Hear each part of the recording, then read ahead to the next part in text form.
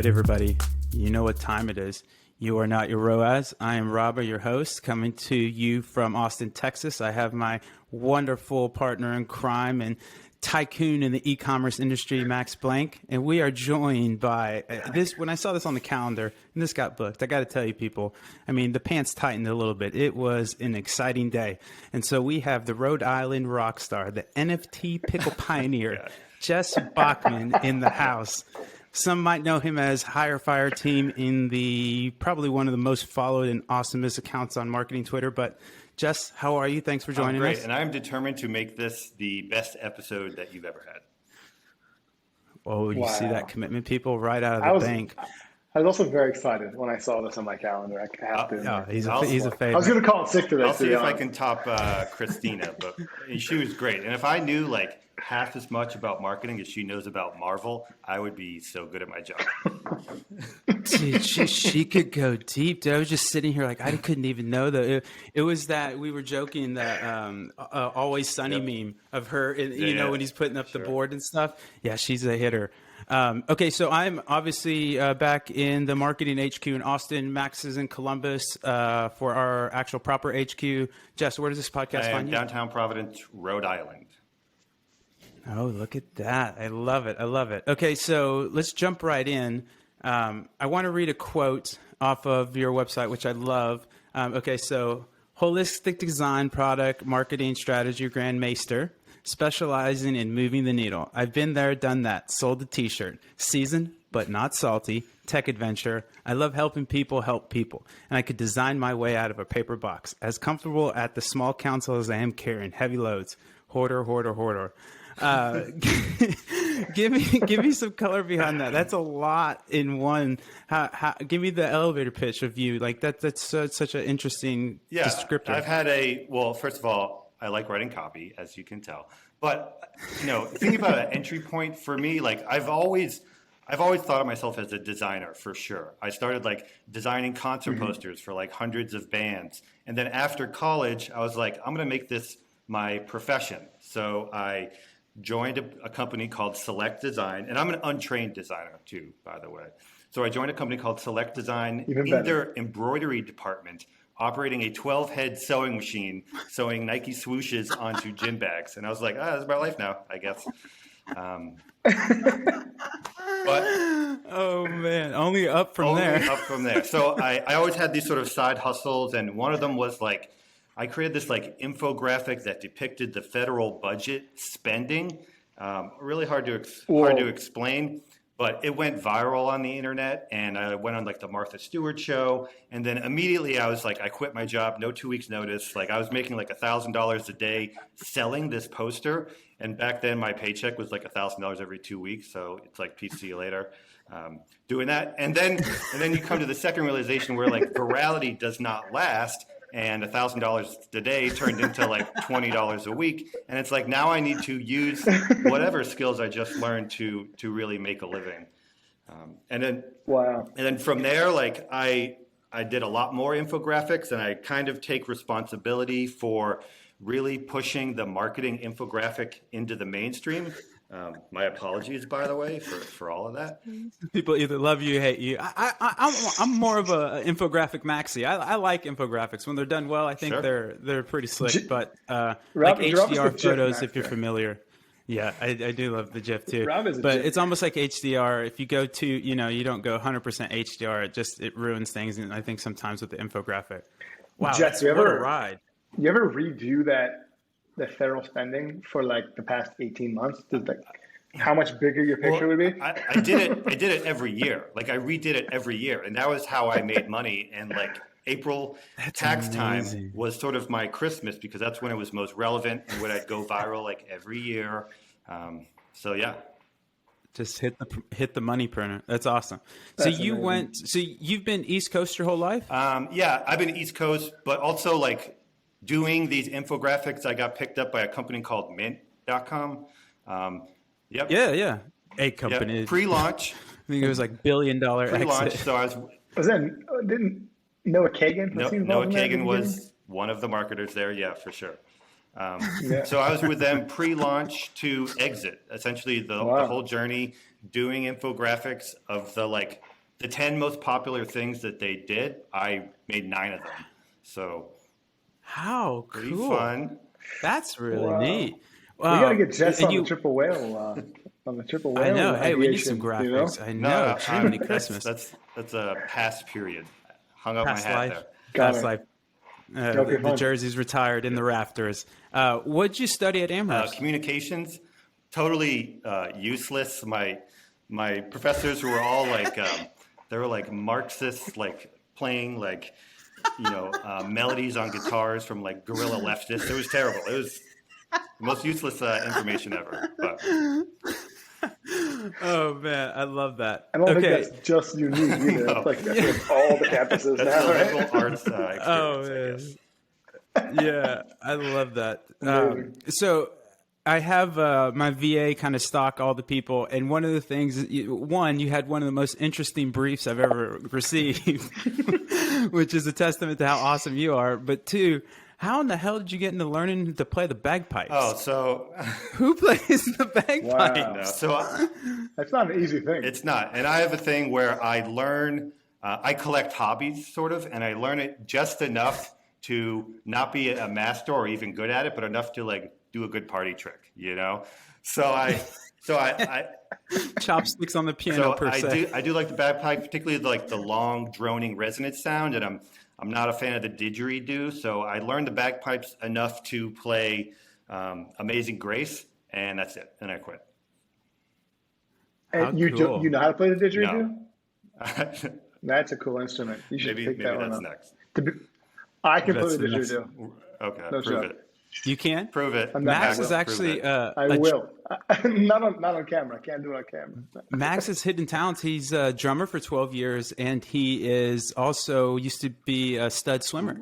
That's right. Insane, right? That's right. Yeah. Back in the day. Incredible. Okay, another cool little tidbit that I found on your profile. You can start a fire with sticks proper? Yeah, so part of my whole like super mega overarching ethos is about achieving balance and being like a super digital centric thing. I feel like I need to do things with my hand. I need to have skills that might come in use when the internet dies, And so getting into survivalism and bushcraft was part of the sort of hobbies that I sort of collected. And yes, love it. That's that story. So do you have a go bag and anything? I do have a go bag. Oh, yes. Do you have a chicken coop? No, I What? with survivalism, it's very much a rabbit hole that gets wicked expensive beyond the go bag. Yeah, it's a great niche. Great niche, man. It's a good. I love it. Okay, so tell me the next thing that is so fascinating. You have 1,000 underground records. I knew you were a DJ, but I didn't know you slang tracks like that. Tell me a little bit about that. Yeah, so I was a DJ, particularly underground hip hop, and this is like, my personal golden era of like 1998 to 2002, 2004. Oh, for sure. So you might be familiar with like Mos Def or like Black Star, Talib Kweli, that type of thing. And then, that back then I was like pre-Spotify, it was like pre-Napster, and the only place you could get this stuff was on vinyl.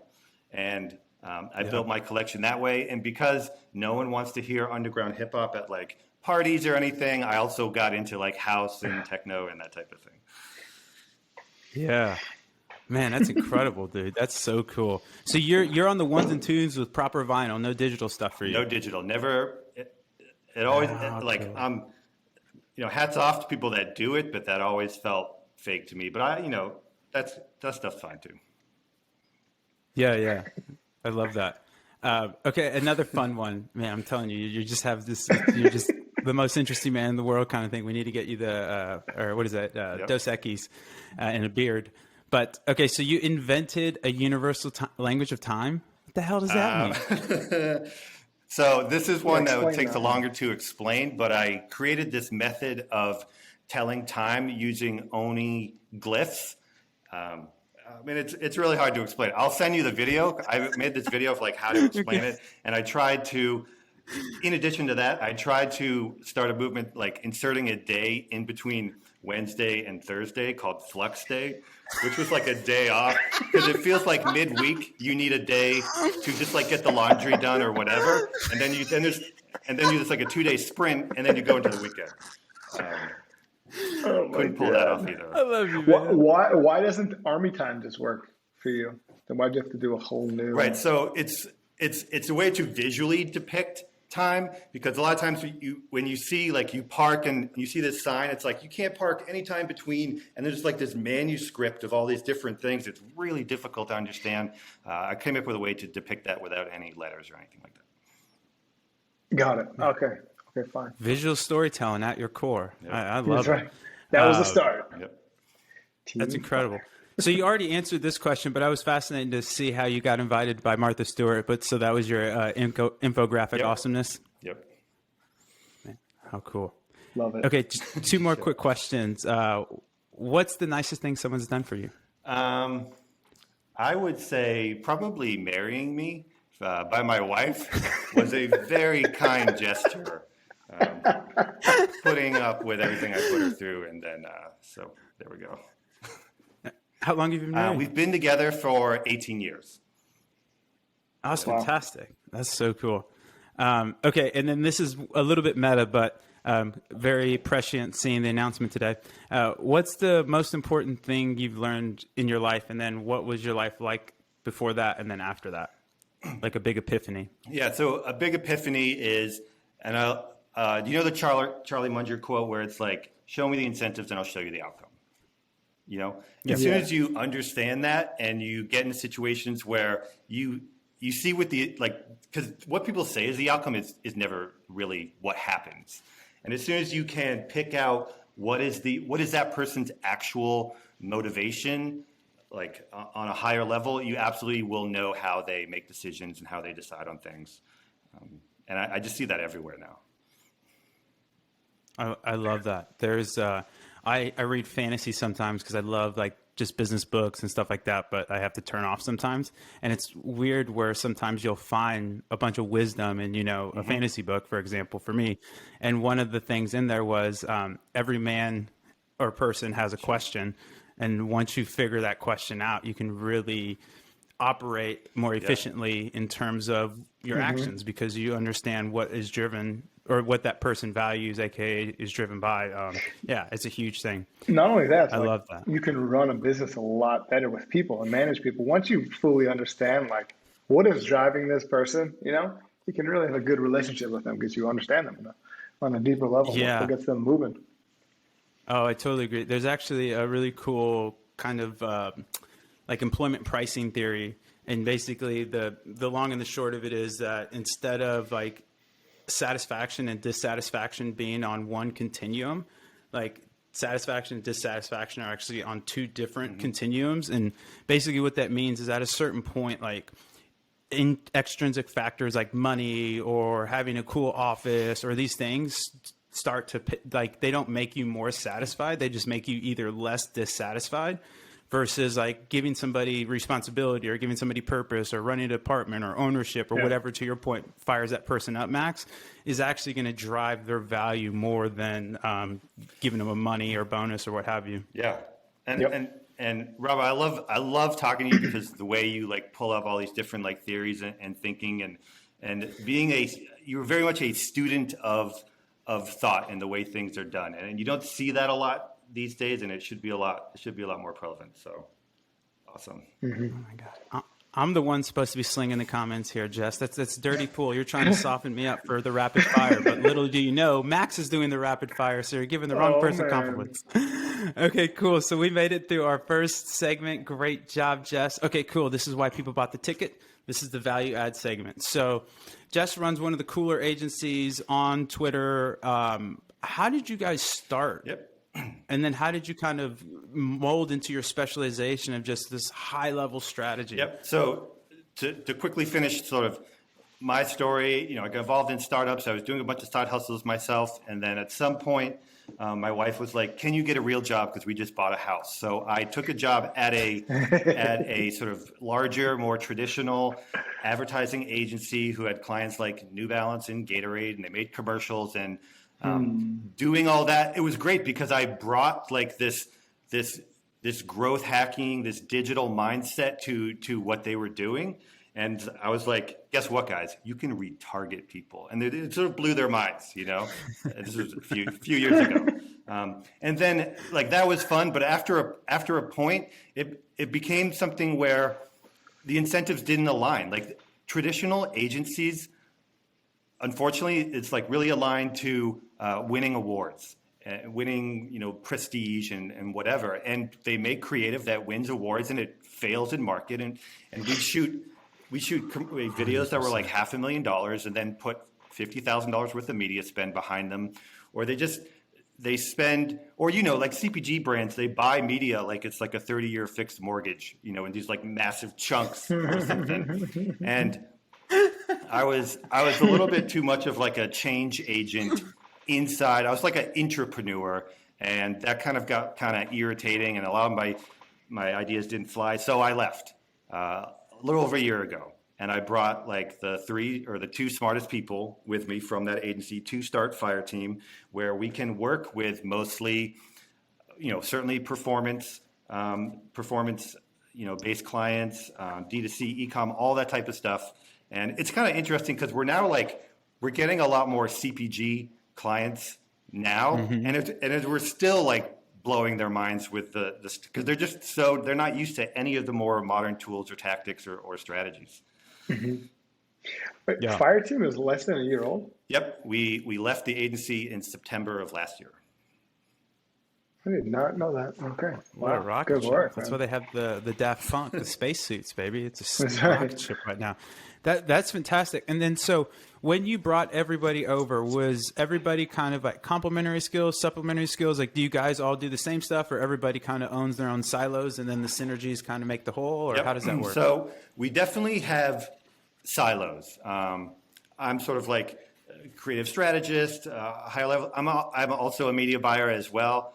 Rachel is our sort of head media buyer. Nikki is our main client. She's an account manager, and particularly working with like larger, like 9-figure clients, you need someone that knows account management. It is like a bureaucracy mess, whatever. And now we just hired, like as of yesterday, a operations manager because we have so much stuff going on, and then we also have a very organic social media specific focused person, Ashley, who's an influencer herself. So yeah, we do have our own silos, but everyone is in everyone else's business because you have to, and you're a small agency, and everyone's got good ideas for things, and so it's not siloed in that respect. Man, I love that. Okay, cool. So one of the most interesting campaigns I've ever seen was the NFTs pickles for Gorillaz.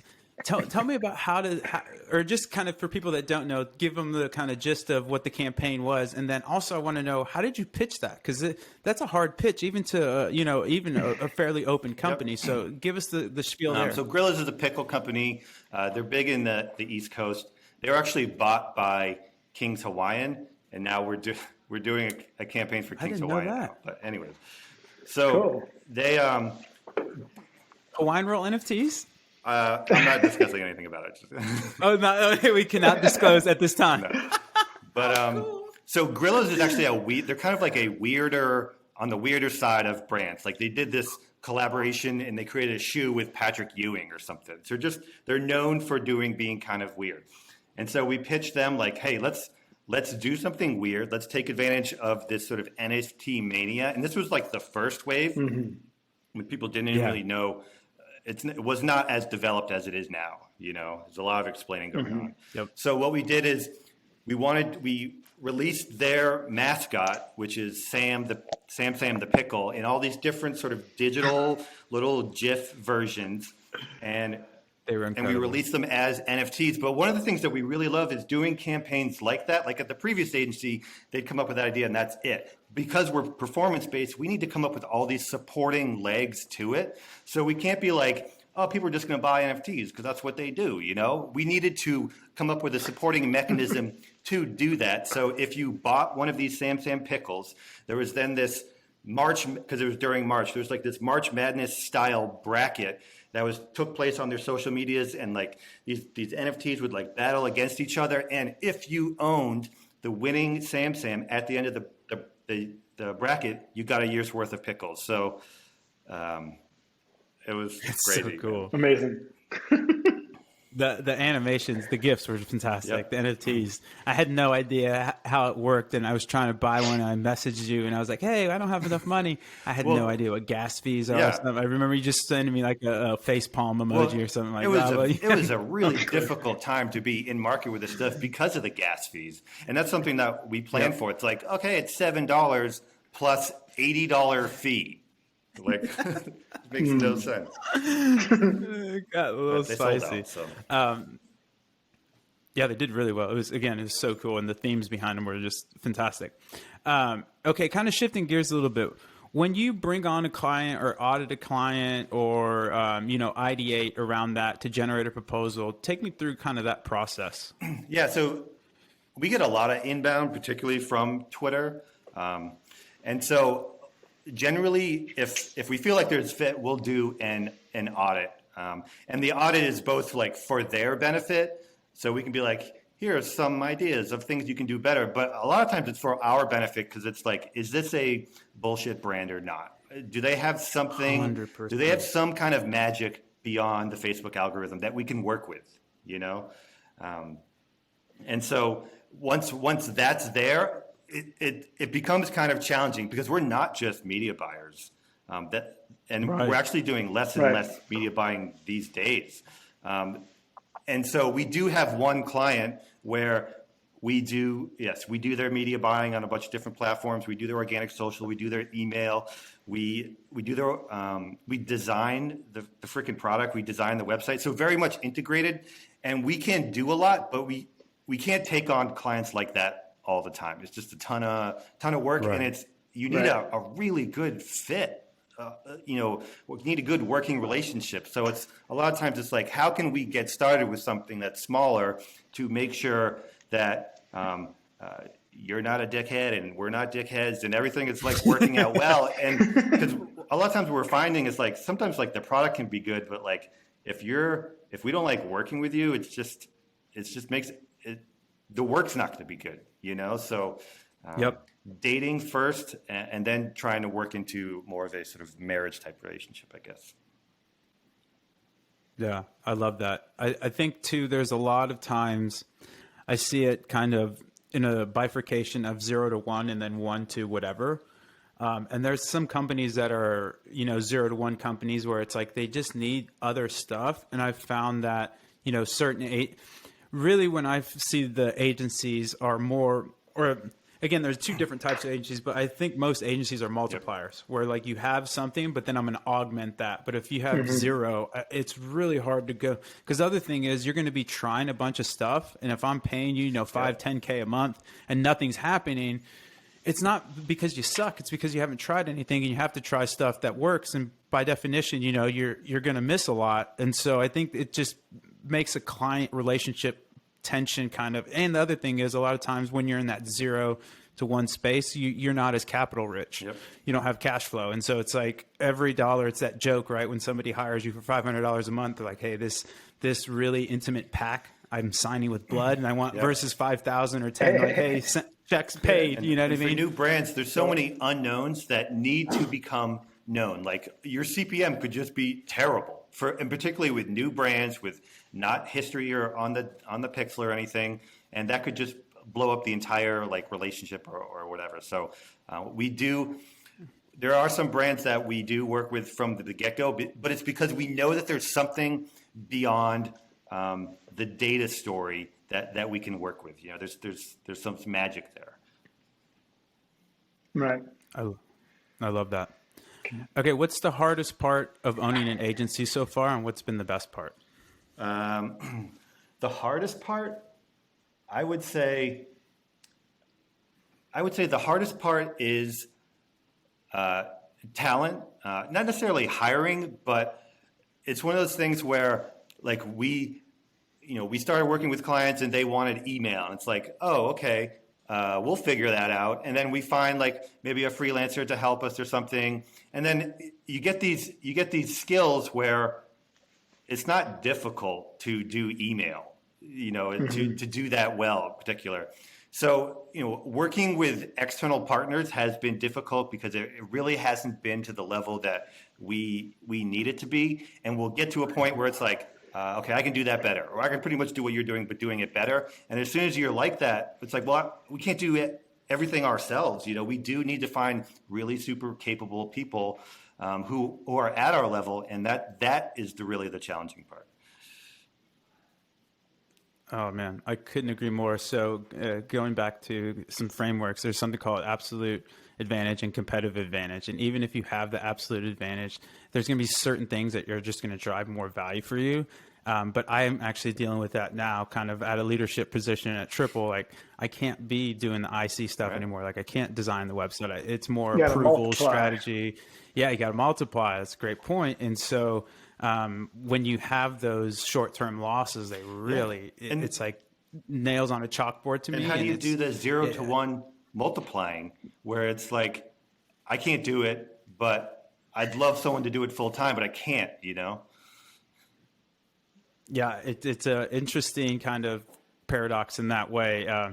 But I found that, to your point, the way you're doing it is that dating strategy is really great. And then trying to maybe evolve into an in-house position. But then again, you get right back into the rat race of like, okay, cool, I'm going to let go this awesome freelancer. And now I have to go find somebody. And the other thing that people don't realize that I've absolutely realized now is like when you're running so fast, hiring is actually really hard. Yeah. It's really, because where do you put it on the calendar? Right? Where does it fit? Like, I'm trying to grow the business. I need to get leads. I need to be posting. I need to be doing this. When am I hiring? And it's just all this upfront work for very little, or not very little payoff, but there's just so much upfront cost of like, not everybody's going to be a great interview. There's so much. And then just like the time you put into interviewing, getting that person onboarding, and then like all of a sudden it's like, oh, it didn't work out. Now you're back. It's like it's difficult. And the mechanics of hiring and the funnel is so messed up because like the woman we just hired, Erin, she like her resume was like not that great, whatever. But she filled in for Nikki while she's on maternity leave and crushed it while she was here, while she was like thoroughly tested. And it's like, oh my God, please stay with us forever. So you can't do that all the time. You can't hire full time for 3 months and then see how it goes, to see how people do. Especially at the lower agencies, or you just don't have the balance sheet to support it. Where it's like, yeah, I can eat 3 months of revenue or salary, no worries. We'll see how it tests out, and then circle back. Like, yeah, that doesn't work. Okay, so since you are doing all this craziness across all these different platforms, across all this different stuff, like what does your tech stack look like, or how are you kind of processing, making decisions, internalizing data? So what's really challenging is like, because we don't do like only media buying, our tech stack and our projects and our processes go all over the place. And there's like 8 tech stacks or whatever.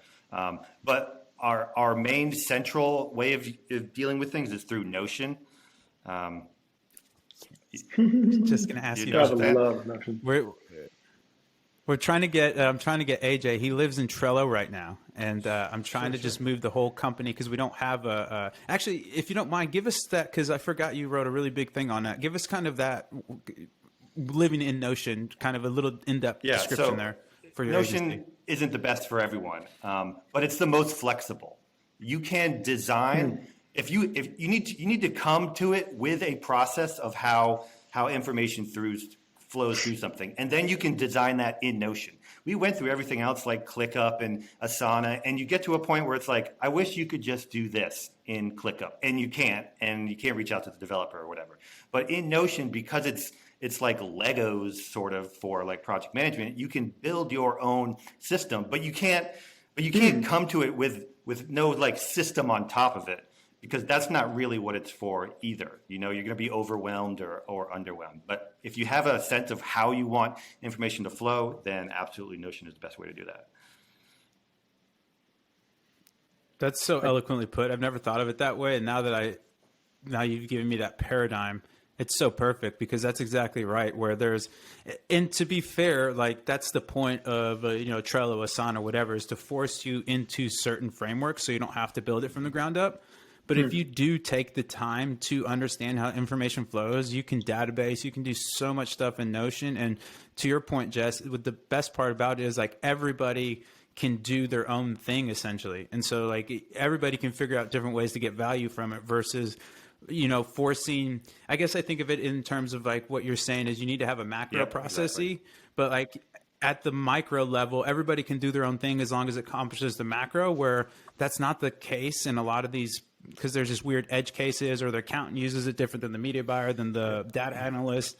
And Notion really covers all those use cases without breaking that macro level process. But without that macro level process, it can definitely feel overwhelming, or you just get a lot of technical debt where it's like, oh man, I forgot about this. And now I have to either redo all these pages or, you know what I mean? There's just better ways to do it. We use a Rob, you're just slowly getting me over.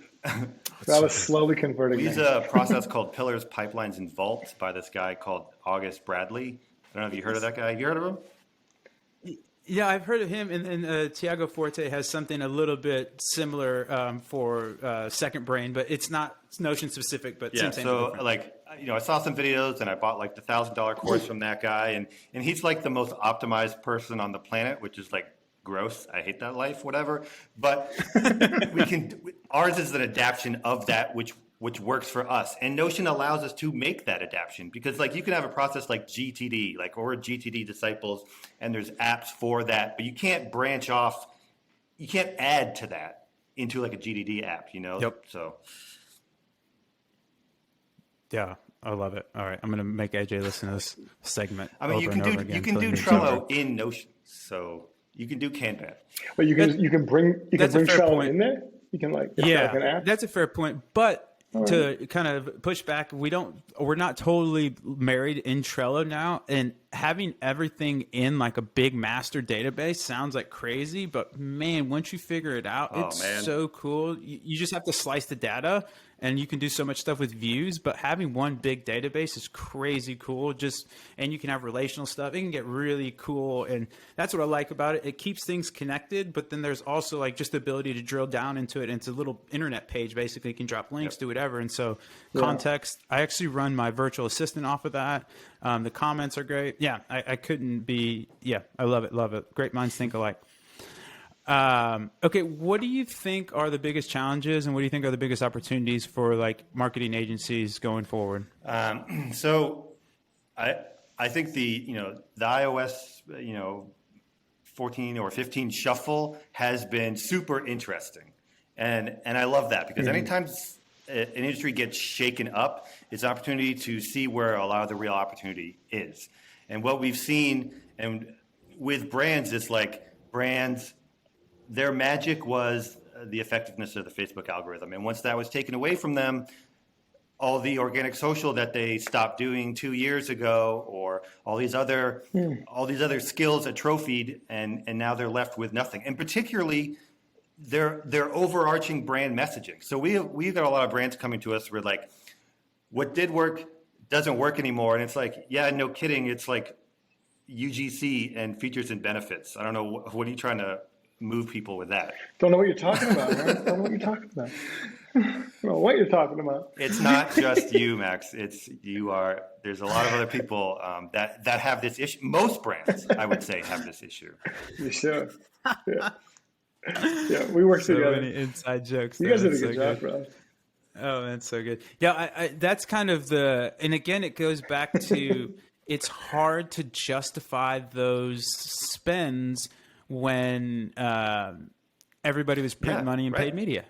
It was really hard where it's like, dude, I'm not going to spend $5,000 on organic when my media buyer is getting me 6x ROAS. Go spend more, and so, but also to your point, the feeds you don't sow, when you need to come reap come autumn, I mean, this is a great reference because you guys literally have this where the winter freezes over. Like, what do you eat? And so you see these brands where it's like, man, there's these foundational big builds again with people like you where it's like, hey, we pretty much have not scuttle the ship, but we got to start at the foundational level and build this back up because your pyramid essentially toppled and you were inverted where you were pay heavy versus foundational community heavy. And then you can build paid on that. But yeah, which sounds way more solid if you were to work on the ladder first, right? It's like way more solid. Like, yeah. And there's brands that can be salvaged and there's brands where it's like, sorry, you don't deserve to exist. It's not an equal opportunity marketplace. And, you know, so the drop shippers have been killed, and I love that. You know, So I love shifting. I love shifting the marketplace less to optimization kings and more to how can you tell a really resonant story, because I think that's going to filter throughout the entire marketing funnel. Sure. I love that. I feel that at a macro level in terms of my life, where it's like I got into like a growth hacking, health hacking, like all this hyperspace. And like once you really get into that and you see like the proper masters, like not like Tim Ferriss, like no judgment against Tim Ferriss, but he's like the antithesis of what I want to be, where he's just on the periphery of knowledge versus like, I think it was just more interesting for me to, not look at that in terms of optimization, but, you know, value for time type of thing. Like, am I enjoying this? And not just economics, right? Like, am I enjoying my time? How am I spending my time? And when you're optimizing, not only is it really stressful for me, if anything goes wrong, so like Heathrow is one of the most optimized airports in the world, and it's super efficient until it isn't. And so if there's any type of breakdown in that kind of mechanism or chain of events, dude, your whole day's fucked. And it was on the edge. It was just not the path for me. And this is marketing. We're supposed to change behavior and make people feel. And you're not going to optimize your way into someone's heart. You know, it's like, it really frustrates me because everyone's like, the thumb stopping ratio. It's like we're marketing to thumbs and not like people's brains.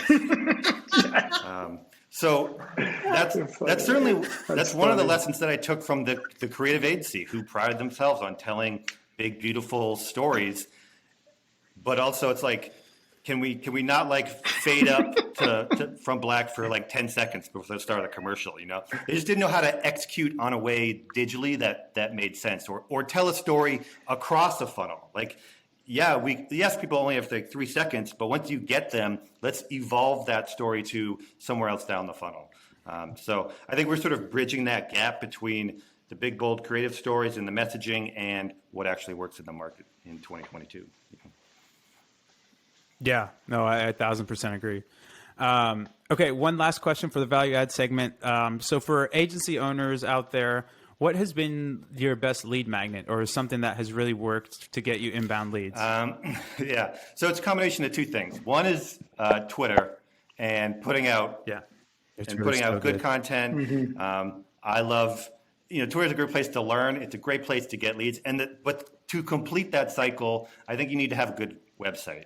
The past agency, they were like, you don't get break customers from your website. It's like who you know. And I was like, all right, that sounds like someone who doesn't get leads from their website saying that. We get leads all the time who are like, I love your website, I love your vibe. And we use it as a filter because we have a certain vibe and we have a certain tone. And if you aren't about that, it's not going to work out and you're not going to reach out, and which is fine. But people who do reach out, they are about us. And the most interesting thing is we have a button on our website, which if you click it, you will be inserted into an internal meeting in progress if it's going on. And we've got a 9-figure client because the founders just hopped on to an internal meeting while we're there. That is some guerrilla marketing shit right there. That's cool, man. I love that. All right. Well, strap in, Jess. We're going to take you into the last segment, rapid fire. Max, take it away. Before that, just to let you know, come in. After that segment, I have a 2-question rapid fire for you. Oh, touche. Wow. Okay, cool stuff. Okay, great. Here we go. Boston. Boston, overrated or underrated? Boston is way overrated. Why? Because I live in Providence, which feels like it has like the verticality of a larger city, but there's like 80,000 people here or something. It's just Providence. Their population peaked in 1940, and it's been in like a decline ever since then. But it still has the infrastructure that feels like you're in Boston, but you can actually find a place to park within 5 minutes. Nice. Boom. That's the capital? Yes, it's the capital. It's like one of 3 cities in the state. Yeah. Okay, here we go. DJs, overrated or underrated? I will say, in this era, DJs are overrated for sure. Really? Well, I mean, coming from a DJ. So here's the thing: why? there's different aspects of being a DJ. If you are in a club, I think you absolutely are earning your salt, understanding the vibe of what's going on in the right song, the next song, or whatever. But if you are like DJ Khaled or something, yeah, way overrated. Major key. Like it's just all like computer augmented and like just It's not not much. difficult to have someone present Flow. you like 50 beats and pick a good one, and then be like, "I made it. I'm DJ Khaled." I feel like all these in like the modern pretty songs, good. the pop songs are all like engineered so Oh, they are. perfectly to like make you want to move. There's like a very much a formula. There is. So everything sounds Yeah, the same, right? Everything sounds the Yeah, same. there's like in all of like pop, there's actually only like 2 producers, and they're like from Sweden or something, and they made everything, you know. Yep. Yeah. Okay, bagpipes. Overrated or underrated? I don't know if anyone says the bagpipes are even good, so I don't know if they can be overrated. So I'll say that they are underrated. Just know your setting, I guess. I got that. Okay, alrighty. TikTok ads. Overrated or underrated? I'd say they're very underrated. I think the Really? the attention on TikTok, the audio on, which is very different than Facebook, where it's like audio off for the most part. The full screen nature of things, I think it is an amazing placement and a platform, and the CPMs are only going to get up as sort of Facebook crumbles. So very much underrated right now if you can pull off the right content. And are you seeing like good conversions from TikTok ads?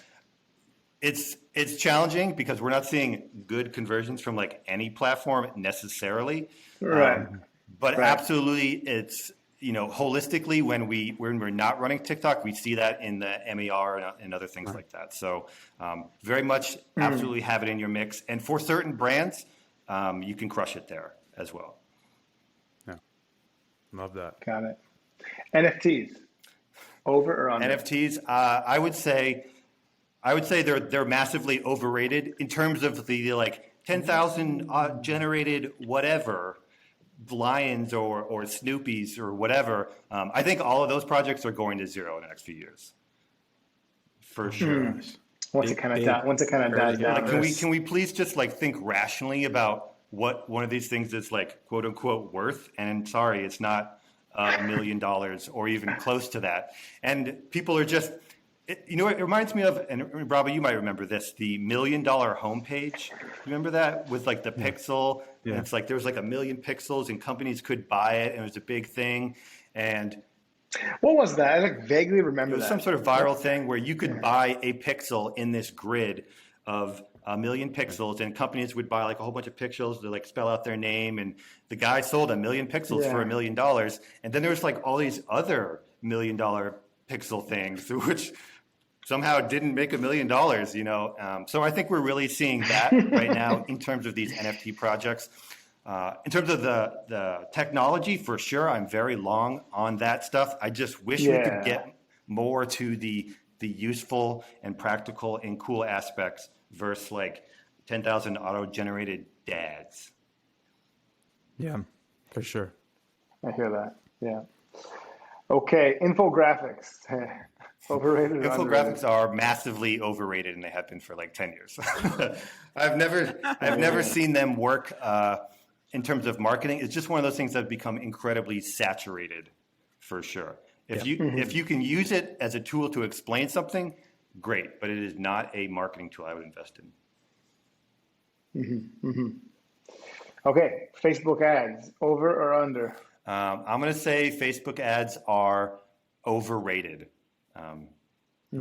Just because.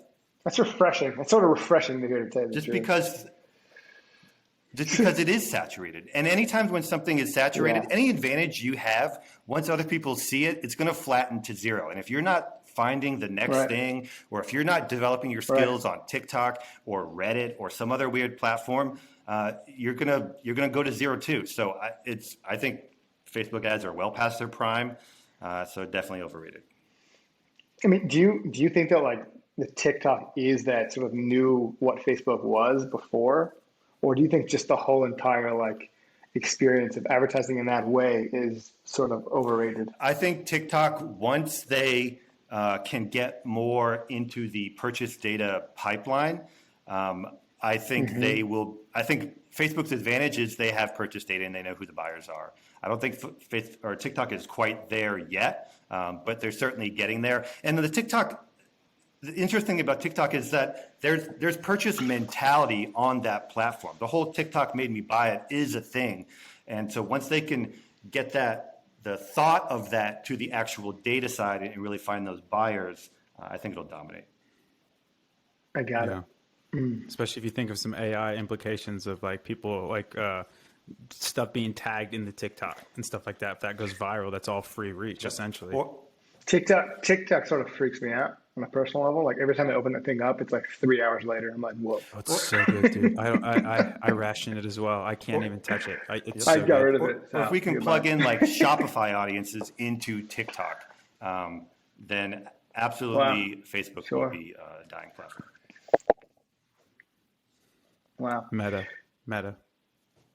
I think, I don't know if it hasn't went through, but it's unofficially Meta. So no, I think they just that's official. It. Okay, I think I just saw does that mean Facebook? Artist formerly known as Facebook. I think it actually redo the whole name, like no more Facebook on the platform. It has to cost so much money, right? Like when a sports team does that. It reminds me of like Philip Morris turned into like Altria or something, like some blob name, you know. I love it. Awesome. Like when Google did it to Alphabet, what do you call it? That's more like. But that was an actual business. That was a business move. It was but that was for the financials. That wasn't I hear branding move. But the name is still like has like a sort of like this human aspect to it, right? But like Meta is kind of like just like this. I picture like an AI robot. So it's always going to be the Zucker-sphere. So like, same thing. I love it. All right, LinkedIn, overrated or underrated? LinkedIn is overrated in terms of CPMs. Actually, LinkedIn just sucks. It's entirely overrated, I guess. Yeah. There used to be some very viable strategies on LinkedIn, but I hate how much LinkedIn prizes their data. And CPMs are like kind of insane simply because they know who is like executive and yada yada yada. So overrated. Right. Somebody asked today for triple whale integration into LinkedIn ads. Thought that was interesting. Postscript. You guys integrating Postscript? Yeah, it's on the. I think it's like a few weeks away. Okay, good. Little plug real quick. Okay, Block Island or Rhode Island? Block Island, Rhode Island. Overrated or I've actually never been to Block Island. I've done enough adventuring that now I just sort of like sit in my basement and do nothing and whatever.